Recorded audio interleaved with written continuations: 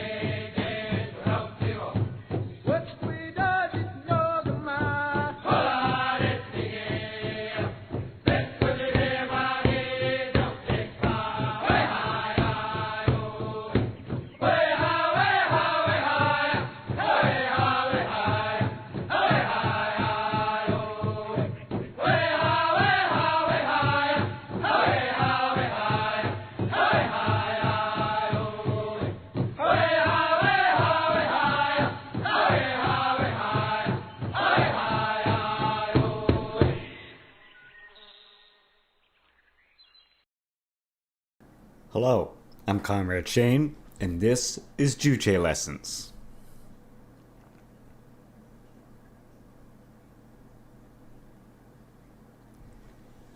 Normally I put this at the end of the video, however, the description of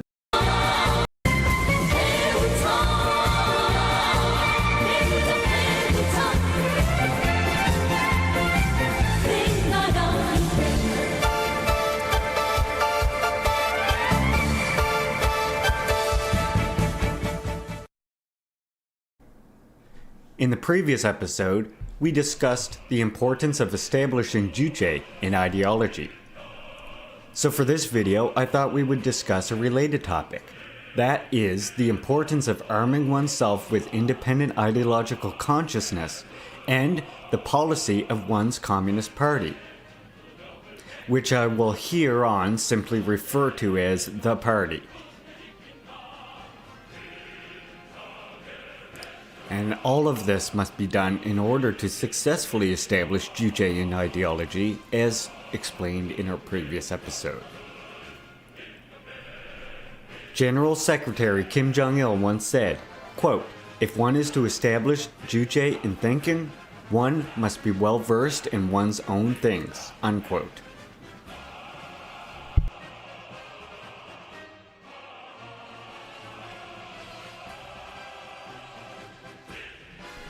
In order to establish Juche ideology, it is of utmost importance to arm oneself with independent ideological consciousness and the policy and tactics of one's party.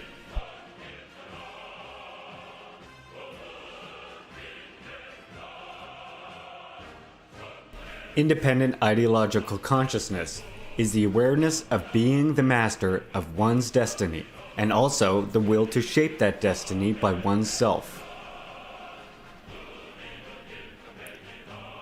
This awareness is the understanding that no other than ourselves is the being that controls humanity's destiny, not predetermined or controlled by God, King, or other external factors, but humanity themselves.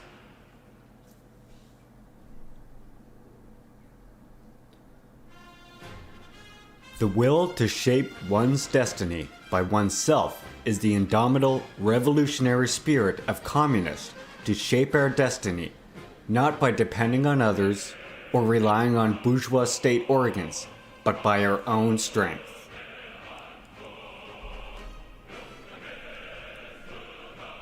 Independent ideological consciousness enables us to have a standpoint and attitude of having the consciousness of being the masters of the revolution and construction.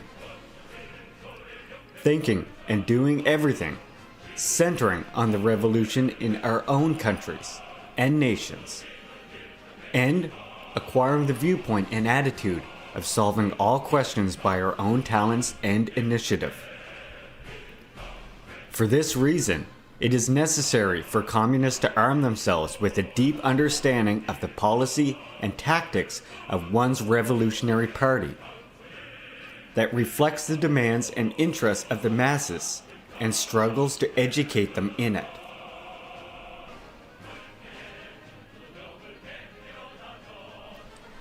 This is because the independent ideological consciousness required by the masses is embodied in the lines and policies of the Revolutionary Party and provides a guideline for the revolution and construction.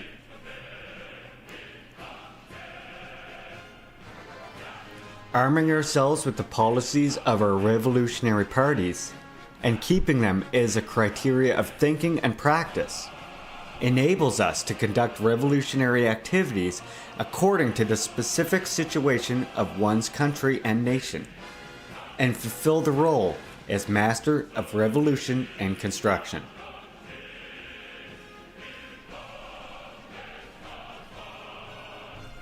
To establish Juchean ideology, it is important to be well versed in one's own situation. This means to understand the working class history, culture, geography, etc. of one's country and nation well.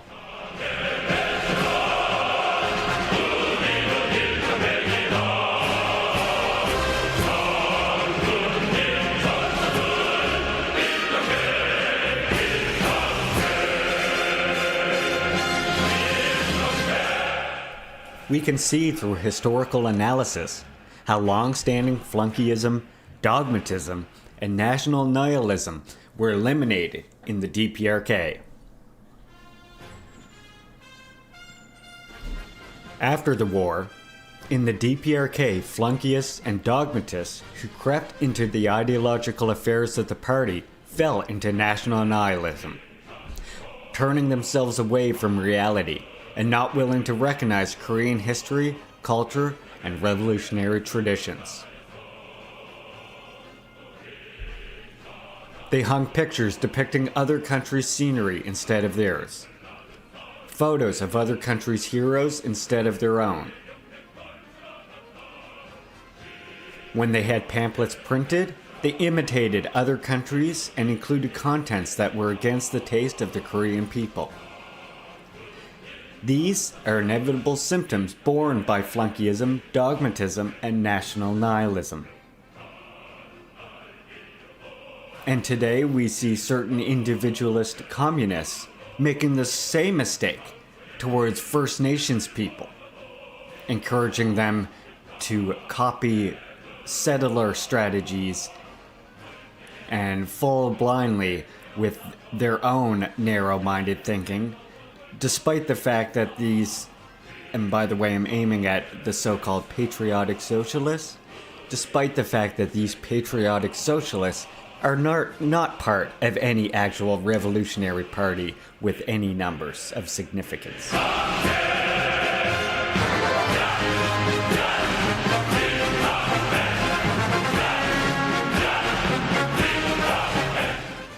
President Kim Il-sung published the classic work on eliminating dogmatism and formalism and establishing Juche in ideological work in December 1955 to reveal the harmful nature of the flunkiest and dogmatist tricks committed by anti-party and counter-revolutionary factionalists in the field of ideological work in the party.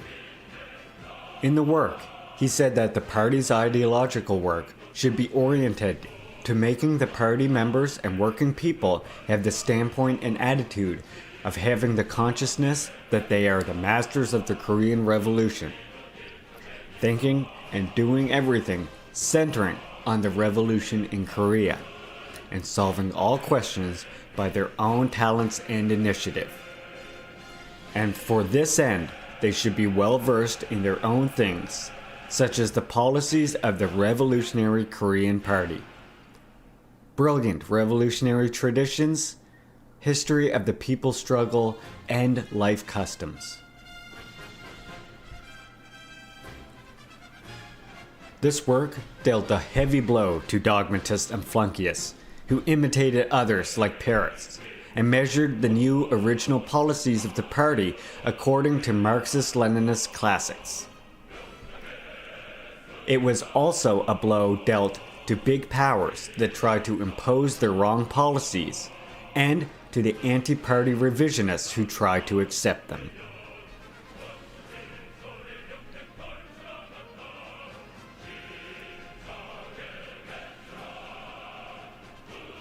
To know one's things well does not mean to be ignorant about foreign things.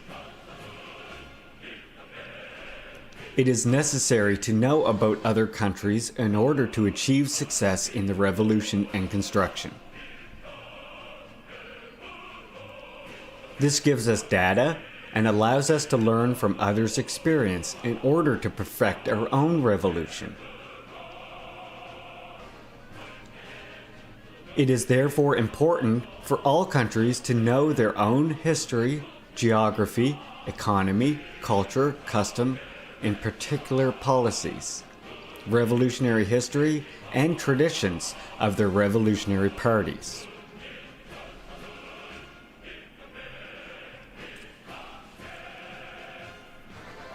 In order to establish Juche in ideology, it is necessary to have national self-respect and revolutionary pride. Keeping in mind here, by the way, the separation between nation and country. A country is not synonymous with nation, and there are particular countries that exist solely as colonial and imperial projects, with no actual legitimacy to nationhood, as is scientifically described by scientific socialism. This is the case of the USA and Canada, for example. And so in these countries, the national liberation struggle, anti-colonial, anti-imperialist democratic revolution still needs to occur as a prerequisite to the socialist revolution.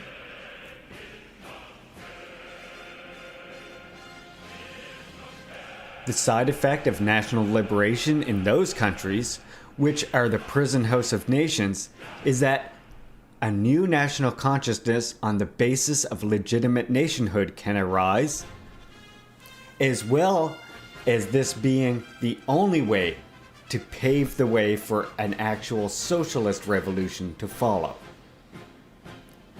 It is impossible for a socialist revolution to occur in either of these countries without first an anti-colonial, anti-imperialist democratic revolution taking place.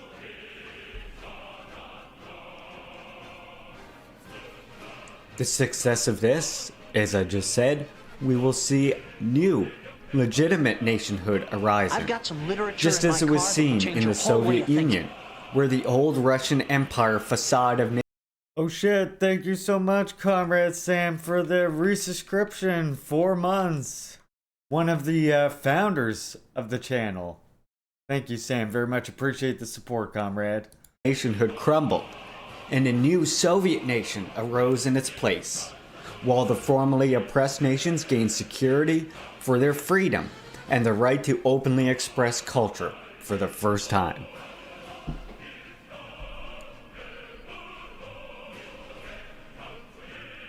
National self-respect and revolutionary pride are pride that one's nation is not inferior to others, and noble ideological sentiment of respecting national dignity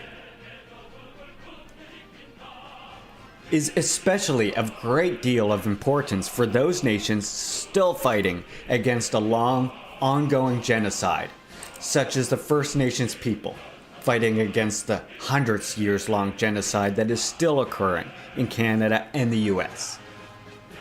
Without pride and self-respect, it is impossible to live independently and defend national independence, and it is impossible to win the revolutionary struggle. National self-respect and pride are life for the nation, symbolic of their dignity and honor. As humanity without independence cannot live the life required as a social being, so the nation without national self-respect and pride is as good as dead.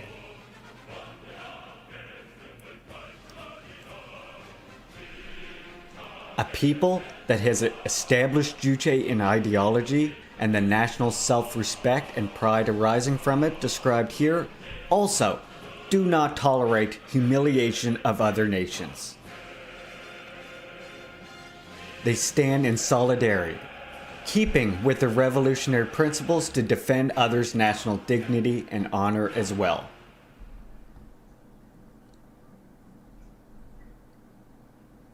That is to say, national self-respect and revolutionary pride are important aspects that enable one to successfully establish Juche in ideology.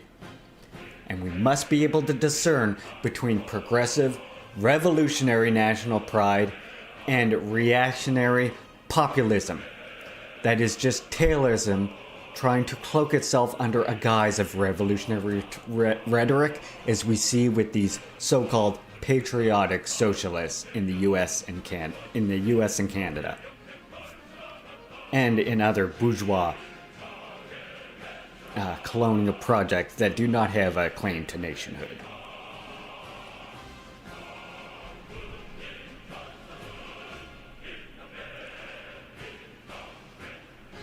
Today, the Korean people feel proud of living in People's Korea, where they live in a superior socialist system. Having President Kim Il-sung and General Secretary Kim Jong-il, who are eternal in the minds and hearts of the world's revolutionary people, the outstanding leader under the leadership of the Great Workers' Party of Korea, with the great Juche philosophy as the guiding ideology.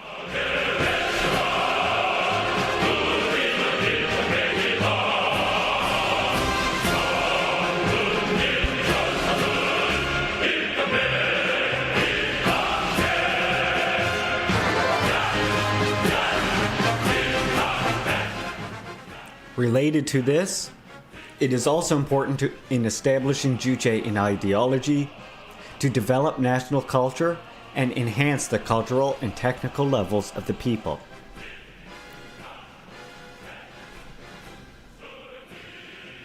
To develop national culture means to add to the culture, to build it so that it carries progressive and revolutionary contents in national form, and suits the taste of one's people and reflects their demand for independence.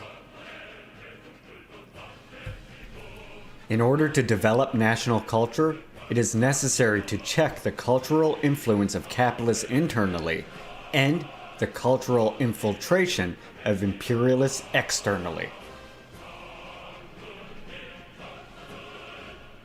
Today, the imperialists try to stamp out the national culture of other countries, spreading decadent culture and the Western way of life in various cunning ways under the signboard of globalization.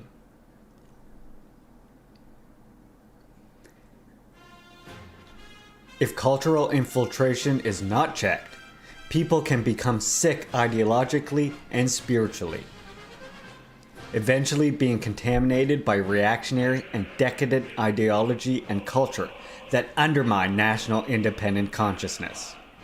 And even in a socialist society, people can be duped about myths regarding capitalist society, leading to serious consequences, as happened with the tragedy of USSR overthrow.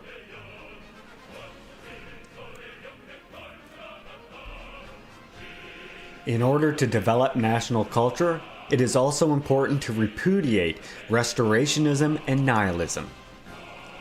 Restorationism is the tendency to preserve the past blindly, whereas nihilism is the tendency to negate the past.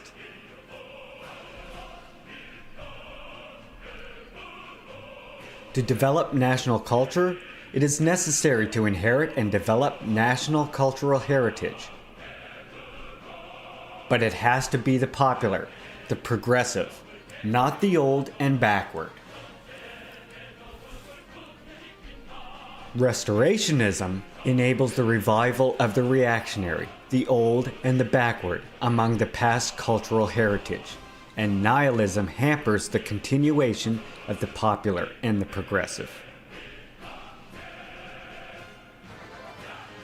So, it is necessary to repudiate both, and inherit and develop what is suitable to the present requirements, and to critically import foreign culture in conformity with the interests of the people.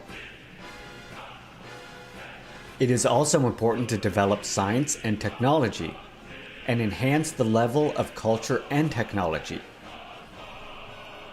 In the present, many countries and nations have flunkyism and national nihilism.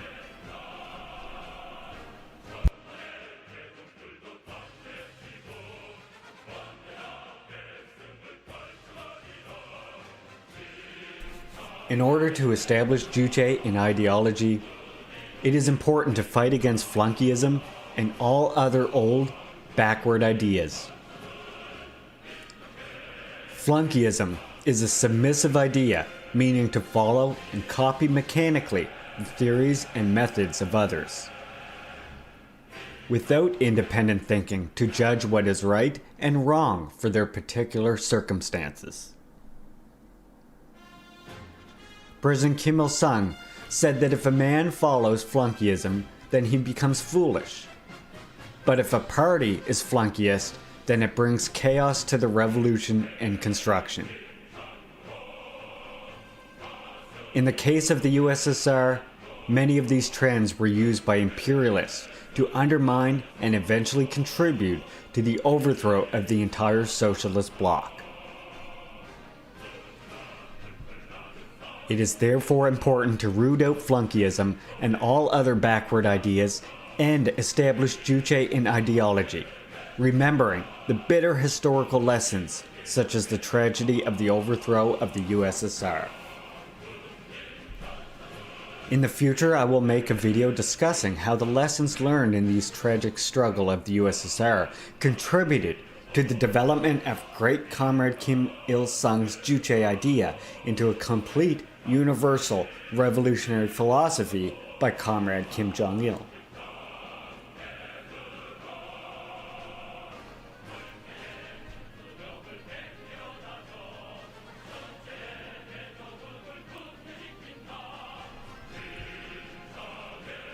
Juche in ideology. This is the correct way to transform the sector of ideological and spiritual life according to the people's demand for independence, and train them into revolutionaries loyal to the revolution by liberating them from the fetters of the old ideas that undermined independent ideological consciousness. To establish Juche in ideology is exactly the ideological emancipation of the people from the fetters of old ideas and the ideological revolution.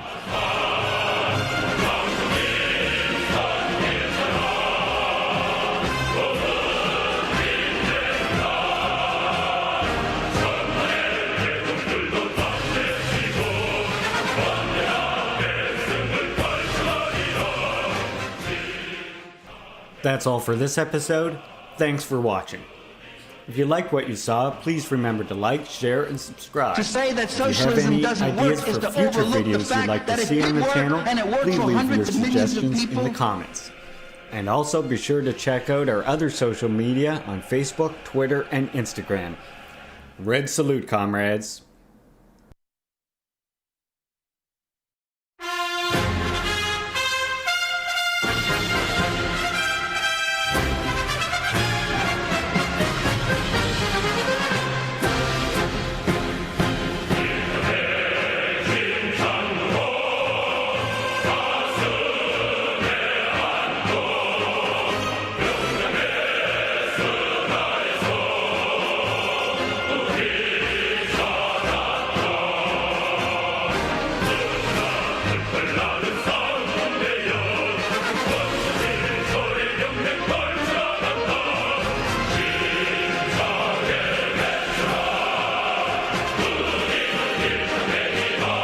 Communism is crazy.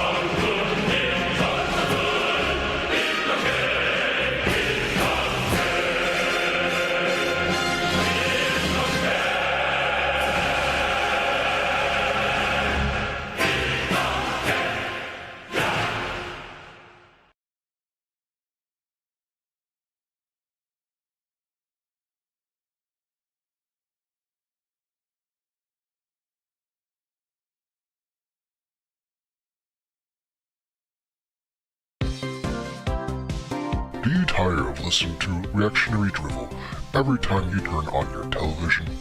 Do you want to learn about communism in a fun and interactive way instead? Then come down to Leaping Larry's.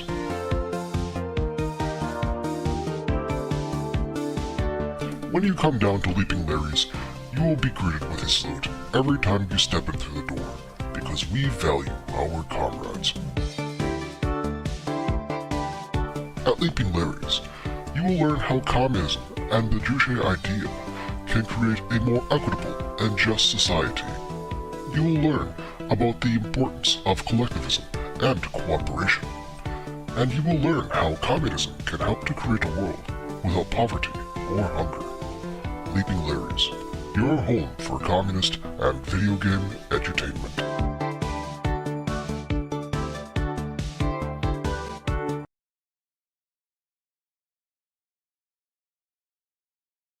Good morning.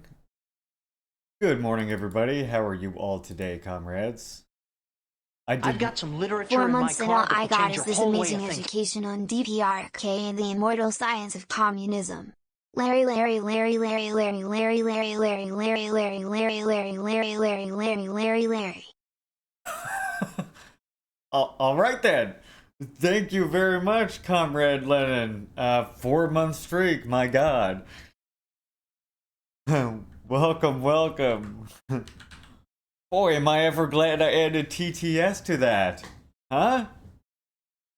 That was just a damn good decision I made there, wasn't it? Real proud of myself now. How are you, comrades, all this morning? Let's see, look into my magic mirror, and who do I see today? I see Strin Sam, I see Anarchist Laboratory Sean, I see a new chatter, Blackbird Real, President Putin, Juche Gang 420, and of course our dear friend, London Smash. Welcome, comrades. Sub-twins! Oh wow, you and Sam are sub-twins. Amazing. By the way, you might want to tune in for you might want to tune into Lenny's stream tonight because your pal Larry may be making an appearance on there tonight.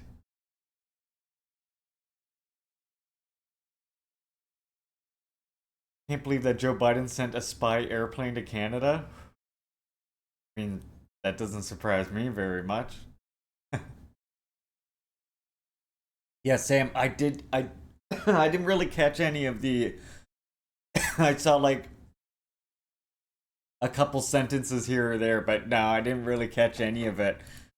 I got a couple sentences in the VOD this morning, but of course last night I was hanging out in Lennon Smash's stream because at night I get my lounging in at Lennon's, as I think you all should do as well. That's a glowing Juche Gang endorsement. So this morning, like we always start off, of course I have a Kim Jong-il video here. Actually, not as always, because last time it was just about Sungun politics. This one's about Kim Jong-il as a film and opera director. And then we have a Morang Bong Band song. And then we will get to the People's News. Pretty short today. I do have some Twitter nonsense I wanted to show everybody as well. And then we'll be on to the main event, which is, of course, our Stalin read. History and Critique of a Black Legend. History, opinion on Paul Robeson? I mean, as far as I know, he seems pretty base, but I can't say I know a whole bunch about him. He seems pretty base to me, though. Plus that version of his doing the USSR anthem in English or whatever is fucking pretty amazing.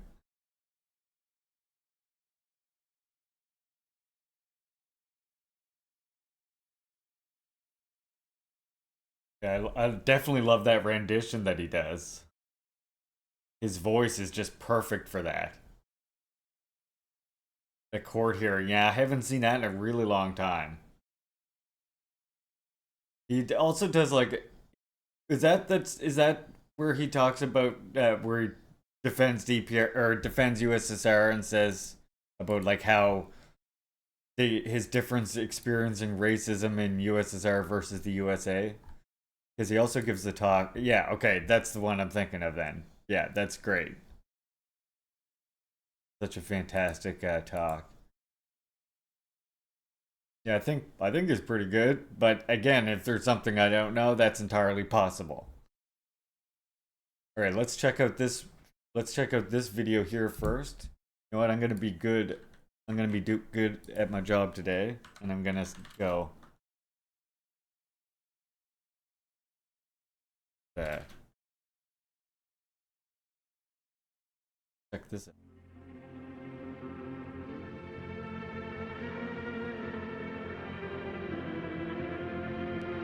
Kim Jong-il's leadership of Korea. I'm saving that for stream watch, Sam.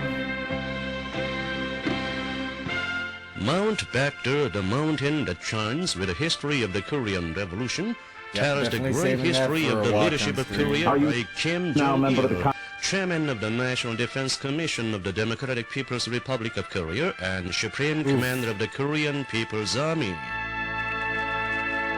That's a recipe to wake up with heartburn, Lennon.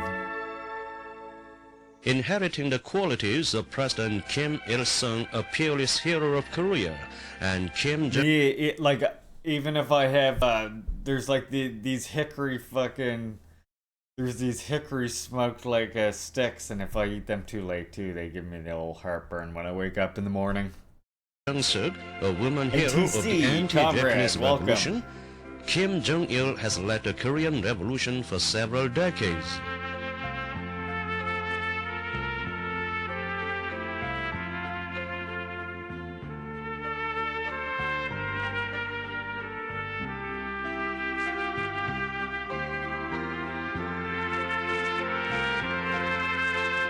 Mount Gyeongnam in Pyongyang tells his university days.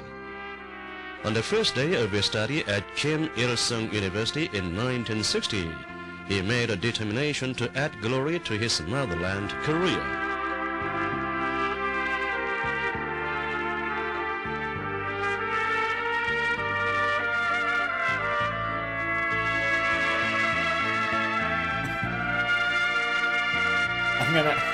I'm gonna have to add that as a soundbite, Sam, or something. The best is when he's like, "Can you give me some jalapeno chips?" And Bubbles also says, "I'll have some jalapeno chips." And he's like, looks at Rick and he goes, "That's how you say it, jalapeno." Ricky's like, "I know how to say jalapeno. I want jalapeno chips." The ideological and theoretical works he wrote in his university days through tireless meditation and exploration constitute treasure house in the Korean Revolution and construction.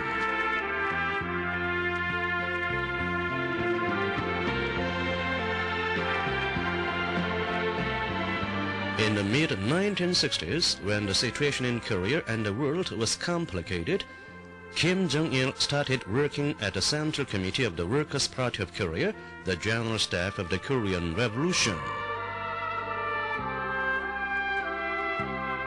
In order to consummate a revolutionary cause of President Kim Il-sung, he led the overall work of the party, state and military as President Kim Il-sung intended. Well, Sam, I think we're gonna have to change that, won't we?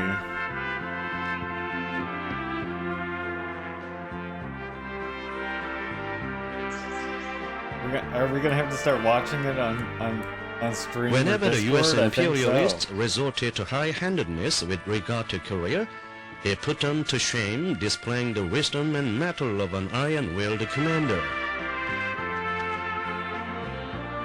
Put those American fuckers to shame. That's when they captured the Pablo, USS Pablo or whatever it's called. However you pronounce that fucking Realizing word. President Kim Il-sung's plan and intention in all realms was Kim Jong-il's firm, unshakable determination.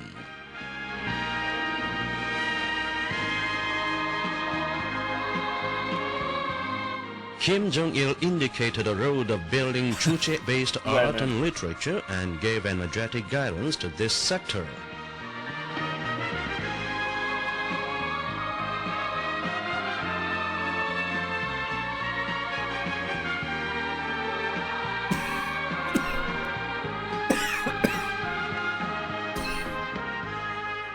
Having pinpointed cinema as the main link in the whole chain of art and literature, he visited the film studios many times, giving guidance to each process of creative work, screenplay writing to start with.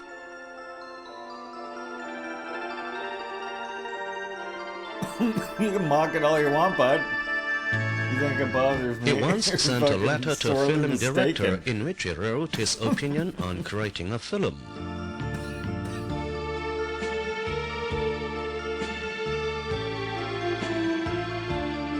Right out of pocket. Now you're out of pocket.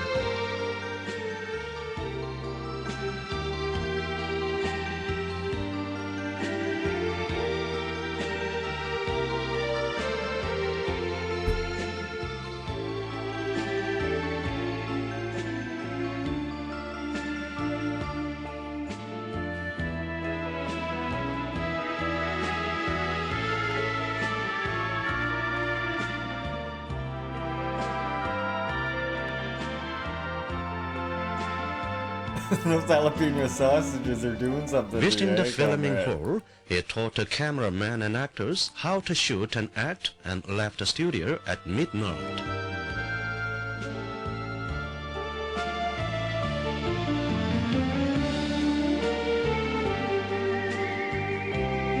The theory of the Jong for an idea and the policy of speed campaign put forward by Kim Jong-il proved the secret of the successive production of excellent films and the propelling force of the cinematic revolution.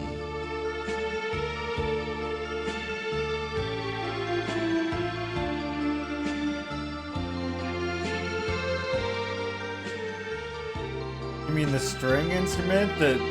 What is it called? The Dombra?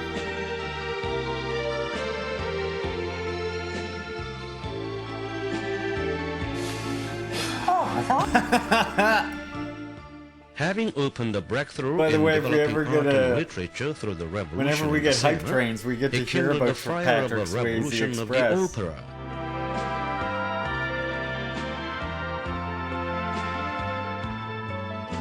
I got 2 Trailer Park Boys clips lined up for after this.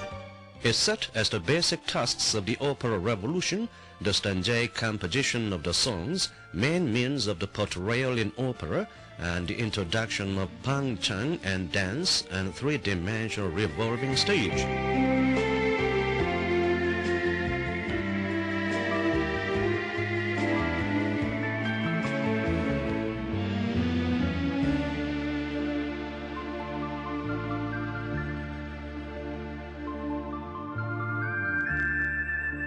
Staying up all night with creative work as an artist, he guides writing the lyrics of songs and setting them to music.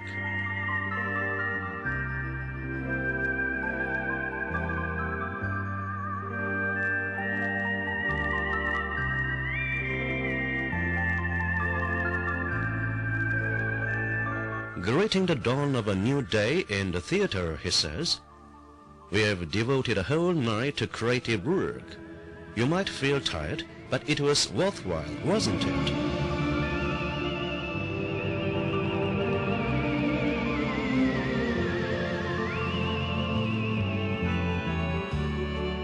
Exactly, Sam. Fuck English anyway, you know? For the creation of masterpieces, he works even at night in his office.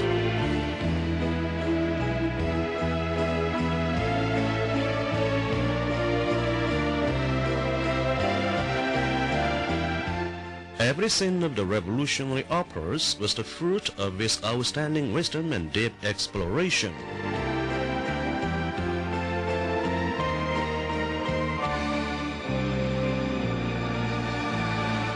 With inborn artistic ability and unquenchable passion, he led the portrayal of all elements of opera and guided a rendition of the main character's songs far into the night.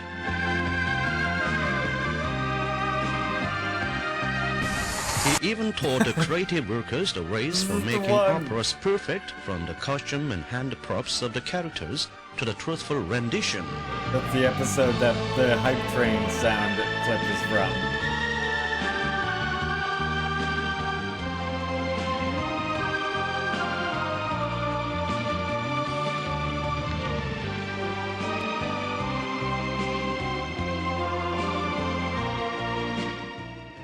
The birth of the Sia Bla-type revolutionary operas was the fruit of leadership of Kim Jong-il, who selected songs among thousands with pearl hunting care and made them masterpieces.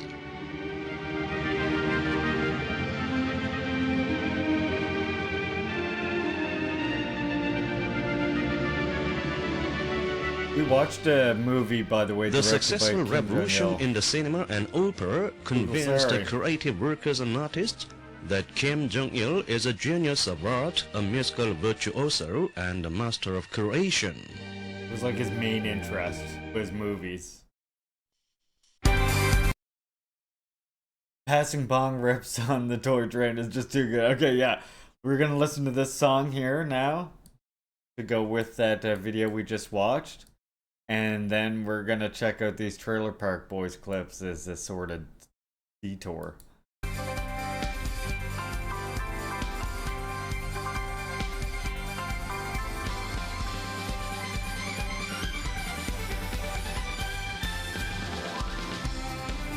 Their violin players are so good.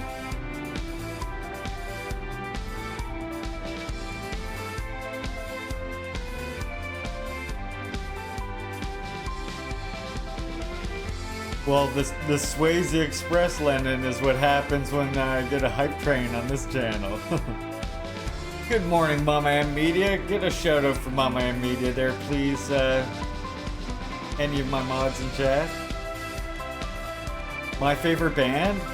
I don't know. I really like Morang Bong Band, and I really like George Paul, who I always show on here.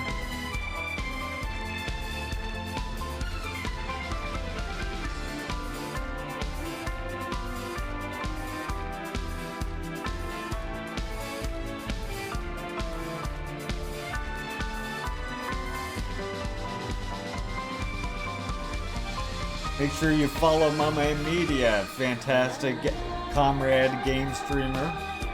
Streams only the most interesting games. Sebastian Bug. We're gonna have to watch through Trailer Park Boys at some point, I think.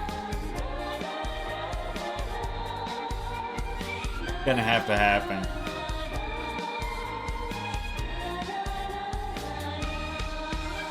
Probably do that on Discord.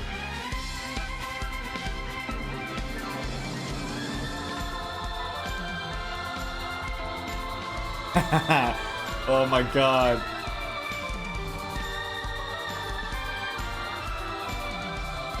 Hi, Dobry. Sure. As long as...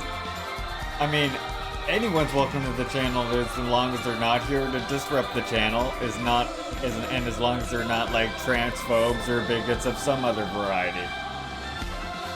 Beyond that, everyone's welcome. Even non-communists, as long as you don't, troll me.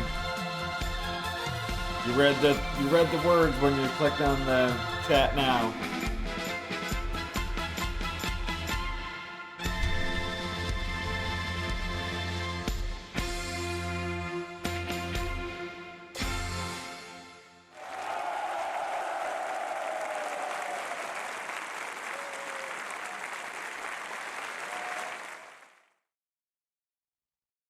Okay, this is going to be part of our news.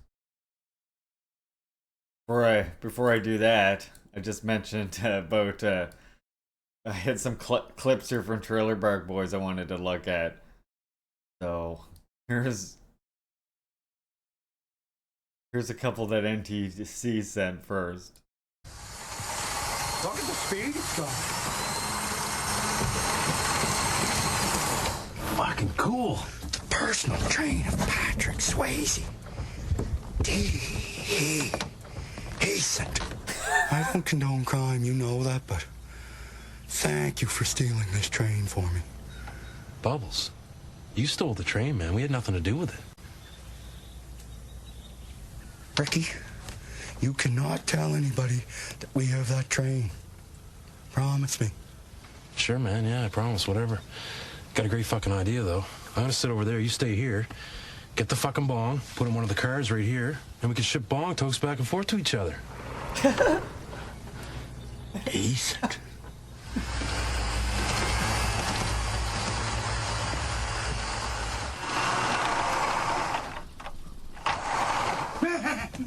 think I just figured it out. I can get the How dope much to you. seed bucks do I have? Yeah, no problem. $0. Telling you, smoking $0. dope, playing with model trains, good fucking time, but I have man. lots of social credit.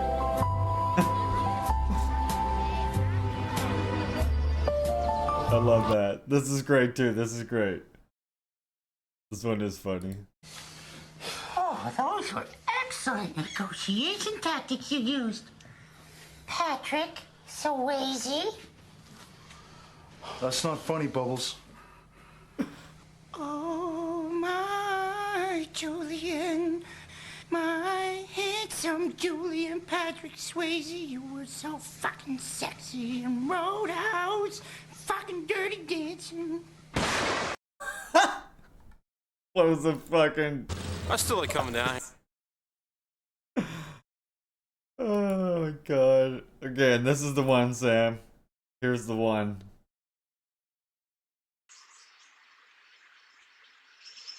There you go, boys. Right on, Dad. Thanks. What in the fuck? Holy shit. I'd swear that was Randy if that guy didn't have a shirt on. Nice shirt, too. What do you want? Guys, let's bury the hatchet here. I brought this so we could sit around and get drunk like we used to as kids here in one Bonneview. One Bonneview. Listen, if you think you can come over here with rum, smokes, and wearing a shirt, think you can become buddy-buddies with us again, you're mistaken. Get the fuck out of here. Julian, please. Mr. Leahy's an asshole. Let me prove my allegiance to you guys. I'm cool now, I swear. Fuck. Out of here. Julian, maybe we should give him a chance. He wasn't so bad before. We could probably get him to do some fucked up stuff. It'd be fun. Yeah, what the hell? I got no problem drinking his rum and smoking his smokes. Brady, come back here for a second. Where are the cops at? No, I could be fucking studying right now.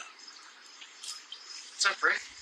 Listen, man, have you go down to the store and get me some jalapeno chips and $2 worth of pepperoni. I'll hang out with you for a bit. Sure. Yeah, get me some fucking gummy worms and stuff. Gummy worms, okay. Jalapeno chips. Pepperoni. You want anything, Julian? Anyone else want anything while I'm down there? Yeah, pick me up a bag of jalapeno chips. All right. Jalapeno? What flavor's that? Ricky, Jay's silent. I'm saying it. The J's like an H, Ricky. Jalapeno, not jalapeno. What in the fuck are you guys talking about? Jalapeno. That's how you pronounce it. I know how to pronounce it. I ordered fucking jalapeno.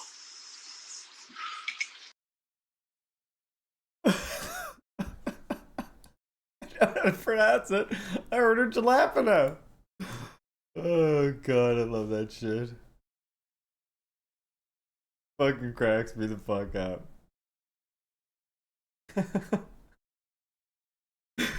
We definitely gotta watch that on the Discord, I think. We'll watch through the whole series on the Discord at some point. Gotta happen. Alright, before we get to the serious new stuff. Well, this one is just kinda, look at this. This is Israeli envoy escorted out of the UN General Assembly by security after attempting to stage a protest during the Iranian president's speech. Look.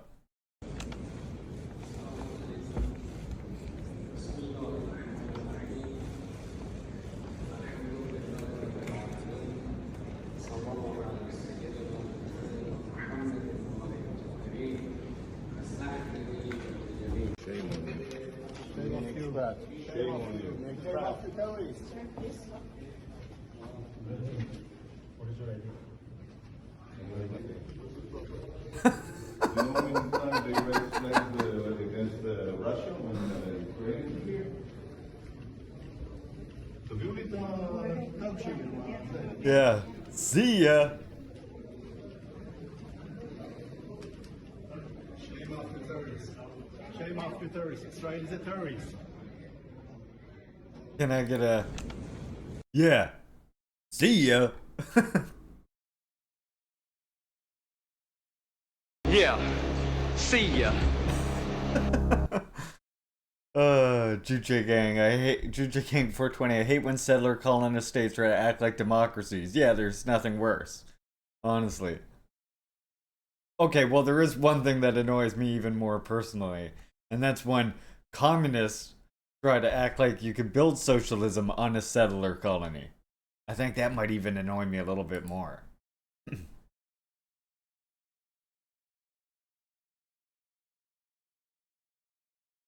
By the way, this here, I don't know how many of you were here with me yesterday when we talked about, yeah, just vote. Welcome, man, Maple Syrup. Hope you were well. I don't know if any of you were here yesterday when I mentioned, or maybe it wasn't yesterday. It could have been a different day when I mentioned how I in the past worked with Keffels when she was on the Young Communist League, and I was in the Communist Party of Canada. And yeah, she ended up it ended up like she said some shit about Juche not being relevant to any First Nation struggle or anything like that in the West. Me trying to correct her on it, and then her responding with, "You're disabled and have a kid. Shouldn't you be doing that instead of like talking to people on the internet?" So that was the moment I blocked her.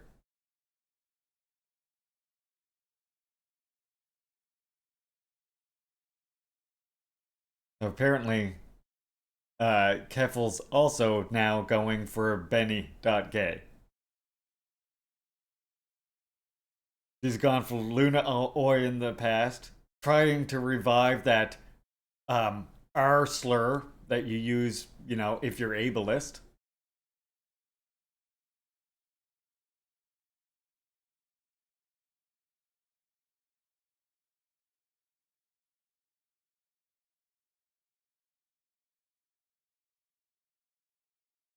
There's literally no point in what he just did, NTC.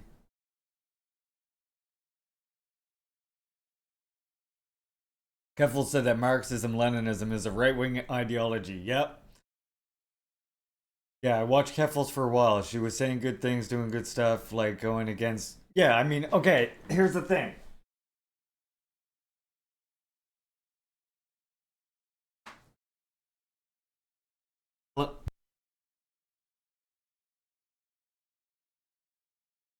Yeah, her grift is definitely obvious now. But I mean, what's interesting is like I was pointing out the other day, like what she did against Kiwi Farms is of course a fantastic thing. But then she turned around and started using those same tactics against other comrades, including of course comrades of color.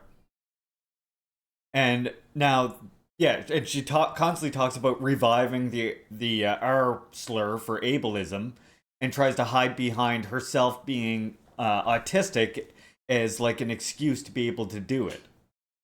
Now, this of course has only become more and more obvious over time, but like one thing that I noticed when I worked with her way back, obviously this was before Keffels was a thing, it was before the Kiwi Farms attacks on her and stuff like this.